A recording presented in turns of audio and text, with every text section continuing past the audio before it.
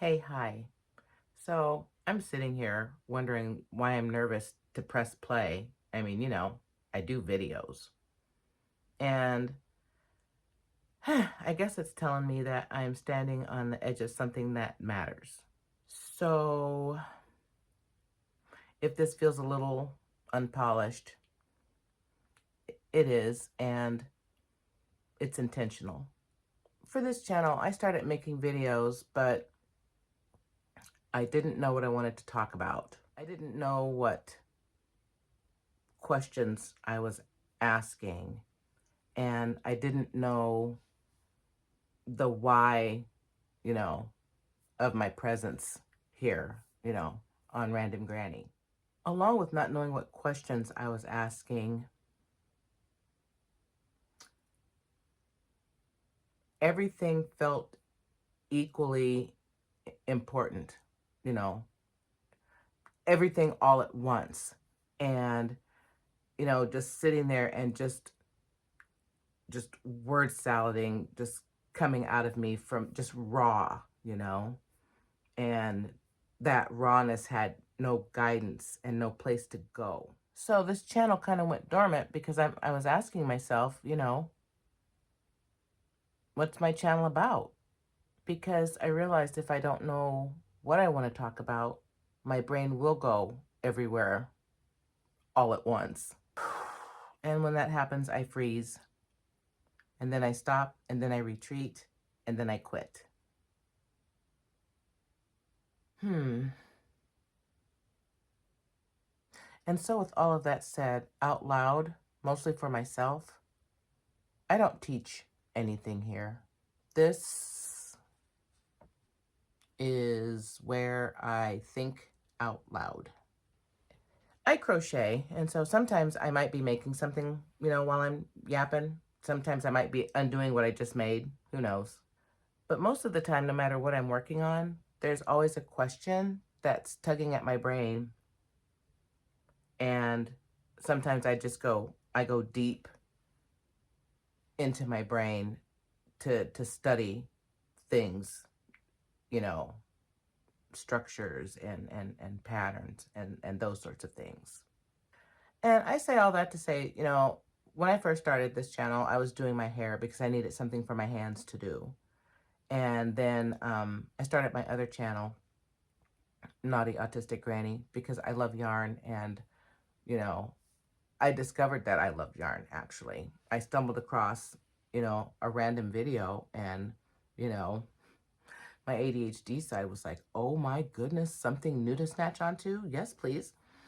And, so we went down that rabbit hole, and I'm still enjoying it in that rabbit hole, actually, and having quite a lot of fun.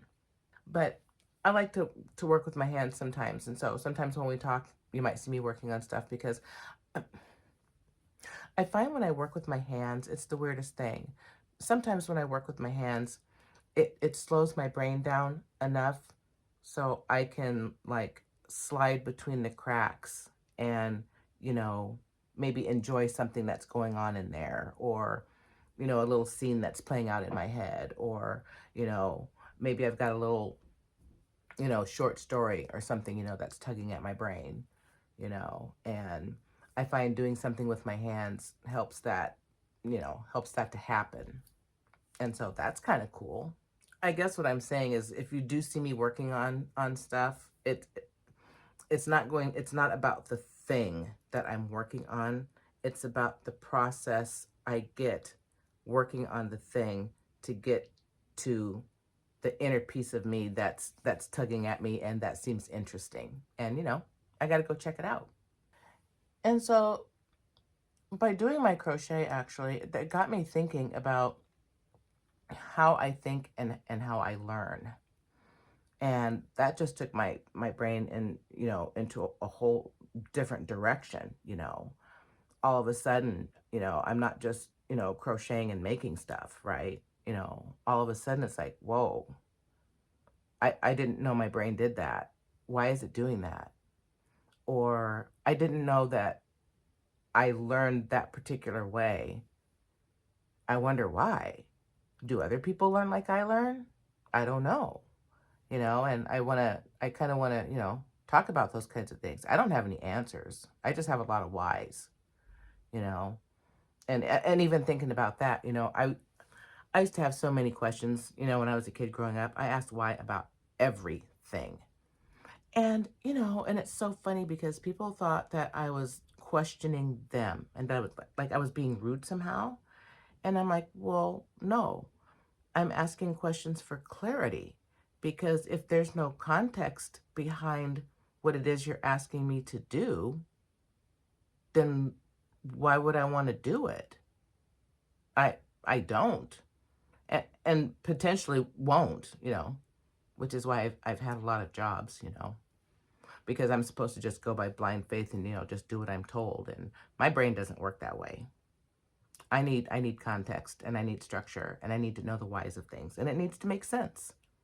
And if it doesn't make sense, I'll keep asking questions for clarity, not to question the person or the process or the thing. I just need to understand what it is you're asking me, and I don't want to screw it up. And with all of that said, I'm autistic, and I'm also ADHD. And for me,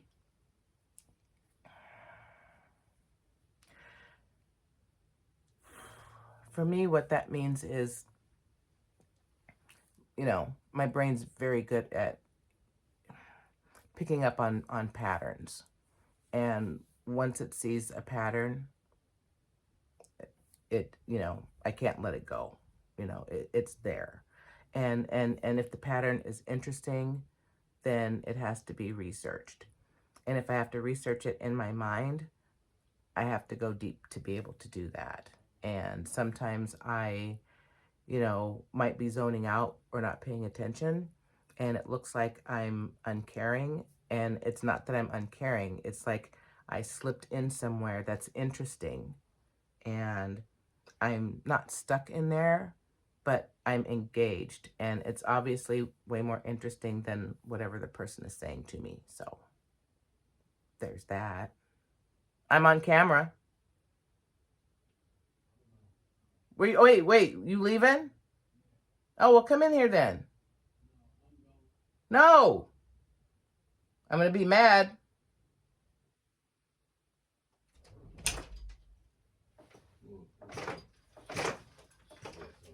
I forgot you were leaving. Thank you. I love you, son. You smell good. Mm-hmm.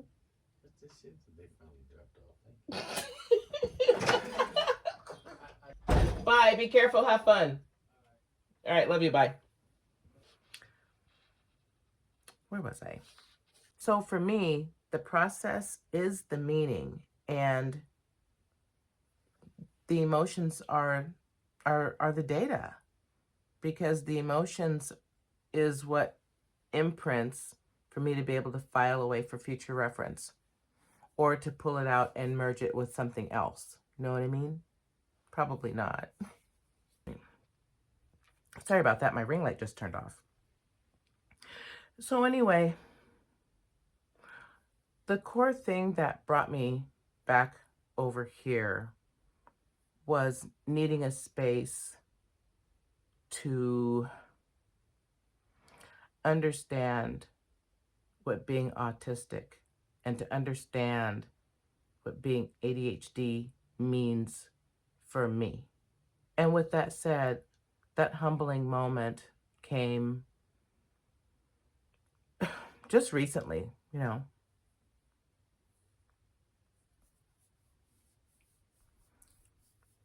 I I was working on a crochet project, and I don't even oh, I remember the project. I remember what it was. It doesn't matter what it is, for the story's purposes, but I had made a quite sizable mistake, you know, a real one. And my brain did what it's always done, you know, automatically. For as long as I can remember, I looked outward, because, I couldn't have made a mistake. That's absurd. You know, it couldn't have, I couldn't have made a mistake because I know I'm being extra careful and I know what I believe I know. The pattern must be wrong. The designer made a mistake. The instructions are unclear, obviously, you know. It couldn't possibly be me. And, you know, and then I caught myself and I realized something really uncomfortable. And all of these emotions and thoughts and scenes and recognition of things in the past all the way up to present came into clear focus, that I was the common denominator, you know, in my whole career of somewhere between 45 and, yeah, I don't know, 60 jobs, you know. Every single job, it was their fault and they weren't clear and they didn't tell me what I needed and they were out to get me and they were trying to set me up for failure, and because it couldn't be me. I knew I was sincere and I knew I was doing the best I could do. So it had to be them. It couldn't be me. It was me. And I've been kind of sitting with that ever since. Not in a bad way, though. I'm not beating myself up about it. It's more like information, you know, about myself that I wasn't looking for necessarily. But sometimes that's when, you know, real pieces of you start popping back up sometimes, you know, when you're not paying attention and you let your mind free, you know. And I've always believed that when you let your mind sink into creativity somehow, it opens up other things, you know, in your mind, and it opens up, you know, more possibilities to accept who you are, or who you might be. And I don't mean the person that you are for society, or what society wants you to be. Not that person. The you in here, and up there, you know, that you. So when it happened that I realized that my automatic default was blaming outward anything that was wrong in my direction,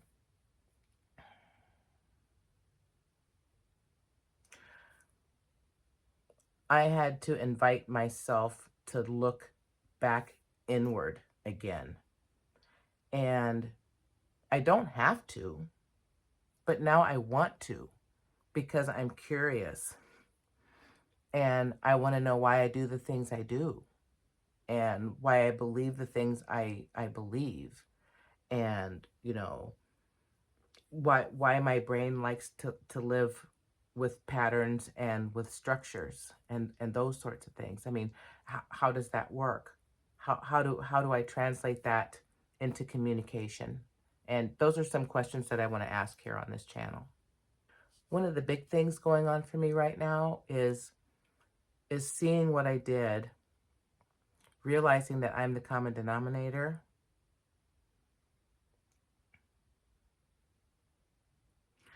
and then moving forward, checking myself first before looking outward, look inward. And that's going to be tough, and that's going to be new for me, but I'm up for the challenge. You know, for people who have been intellectually bullied, looking and blaming outward can, you know, feel like protection. That's what it felt like for me. That's what I think. Letting that go takes courage. I think I have enough. This channel is where I want to explore those moments, where I want to learn about all of myself. And this is the channel that I want to ask the question, how does my brain connect to patterns? How does my brain automatically see structures in things? And Why do I see everything visually, and why do I communicate visually? Those are the types of questions that I want to, you know, dive into a little bit, and not to get answers, you know, just information. You know, I just want to stay curious and document the information I find out along the way. I want to look at what it looks like to the outside world looking at me, with them thinking that I'm thinking slowly. But I know that I'm thinking so fast that it's hard to grasp a thought, much less, you know, listen listening to what you're saying. That's that's tough. And so the big thing is, what's it look like for somebody like me that thinks slow outwardly in a place that gets rewarded for constant speed? Everybody just needs to slow down. You guys are moving too fast. Slow down. Enjoy life. And another thing is, I want to sit with questions that don't have neat endings. I don't need a neat ending. I don't need it to be all tidy. I don't need an answer. Because for me anyway, answers are just more questions, which is cool too. I'm all about that too. But if you're someone that's been told you're just a little too much, can you dial it down? Can you not talk so loud or so fast? You're too detailed. You're too emotional. You're too much, too much, too much. Then maybe some of the stuff that I'm going to be talking about here might feel a little familiar. I hope so. So this year I'm giving my channel permission to just be slow, take my time and think things through, permission to change directions if I want to, in mid-thought, if I so choose. Just so you know, that's going to happen. That's real. Like really real. Because I lose my train of thought super quick. Matter of fact, I need to keep it pushing right now because it's gone. Shit. Anyway, I don't need conclusions all the time. I just need, I don't know, continuity, you know, something I can, you know, sink my teeth into. That's really kind of all I wanted to talk about. If you're still here, thank you for sitting with me. And, you know, we don't need to agree with me or understand anything, or, you know, I'm just here, you know, logging my thoughts, logging my questions, and hoping that you'll sit with me and maybe recognize something or hear something that makes you want to think a little bit deeper. That would be cool. In the meantime, come on back and sit with me. And all you got to do is just listen. I'll see you in my next video.